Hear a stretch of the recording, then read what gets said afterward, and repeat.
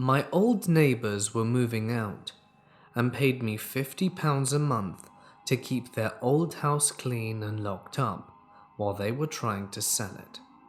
One day, a random couple from a few doors down came to my house to tell me that they had seen someone inside the house and wondered if it was me. I grabbed my torch and me and my dad ran over to the house thinking that some squatters had thought they'd hit the jackpot. But when I went in, the place was completely empty. I checked every single room and cupboard inside the house and couldn't find a soul. So I brushed it off and thought it must have been the owner's daughter or something, as she'd left before the couple came to mine. I spoke with the couple a few days later and told me that they were absolutely 100% certain that they saw the bedroom light turn on and saw two children playing in the room. I told them that it must have been the owner's daughter, as she has two children, and they told me that they had spoken with her and she hadn't been to the house all week. I laughed it off, thinking that the couple must have been seeing things, but ever since that day, I've had a very weird feeling come over me every time I walk into the house. It's sold now though, so the ghost kids are no longer my problem. Ever since I returned home from a 4-month trip, my room wasn't the same anymore. When I was there, I usually felt a warm feeling of security and coziness, or at least I didn't feel a feeling of dread or hopelessness. I'm a guy and live with my mom and 2 younger brothers in a town in a very isolated valley in the middle of nowhere, and not even in town but rather a few kilometers from it.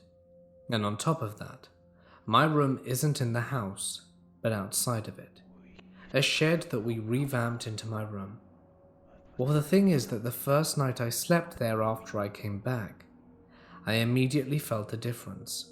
The air felt heavier, and a soft breeze blew on me all night, and I felt an ominous presence standing in the opposite corner of the room, even though I had my lamp on all night, and there wasn't anything there.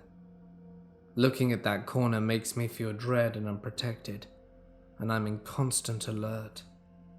I can't even sleep.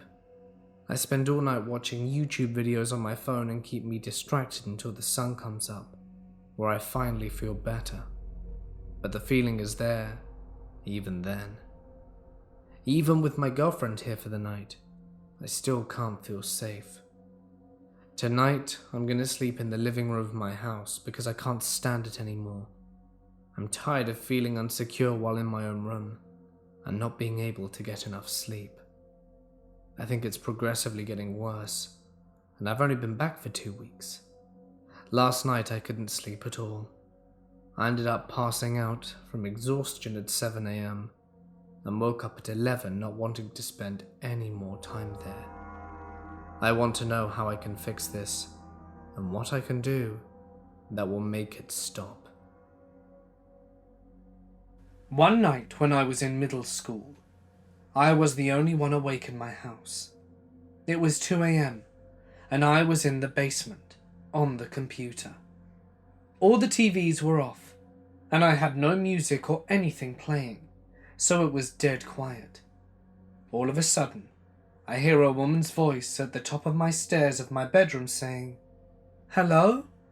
I thought it was my mum, even though it sounded nothing like her.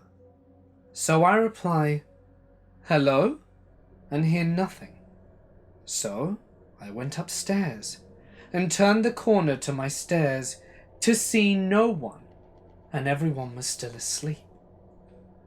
On another occasion, I was visiting my mum's side of the family down in Virginia because my aunt's mother was incredibly sick and about to die. So as awful as this sounds, we basically went down and waited until she passed. It was about 3 a.m. and my cousins and I were playing old video games when her parents came down and told us the news that her grandmother had passed. So we went up to bed and talked for a little bit, then finally turned off the lights and went to sleep. But all of a sudden, I felt as if someone was in the room with us.